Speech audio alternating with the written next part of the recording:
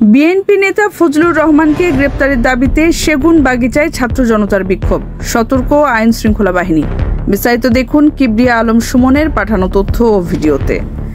BNP নেতা ও চেয়ারপারসনের উপদেষ্টা ফজলুর রহমানকে গ্রেপ্তারের দাবিতে রাজধানীর সেগুনবাগিচায় তার বাসার সামনে মধ্যরাত থেকে বিক্ষোভ করছে বিপ্লবী ছাত্র জনতা।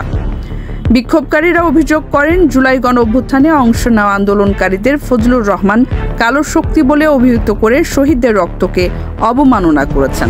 তাদের দাবি, দেশকে ফ্যাসিস্ট মুক্ত করতে ছাত্র জনতা প্রাণ দিয়েছে, সে রক্ত শুকানোর আগে তিনি আবার ফ্যাসিস্ট আচরণ করছেন। তারা আরও বলেন, বাংলাদেশে নতুন করে কোনো ফ্যাসিস্ট জন্ম নিতে দেওয়া হবে না।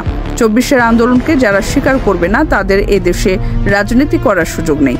৭১ ও ৫২-কে যেমন ভুলুণ্ঠিত করা যায়নি, ২৪-কেও ভুলুণ্ঠিত হতে দেওয়া হবে না। বিক্ষোভকারীরা ফজলুর রহমানকে দ্রুত গ্রেপ্তার করে কারাগারে নেওয়ার দাবি জানান। অন্যথায় তার বাসার সামনে অবস্থান কর্মসূচি অব্যাহত রাখার ঘোষণা দেন তারা।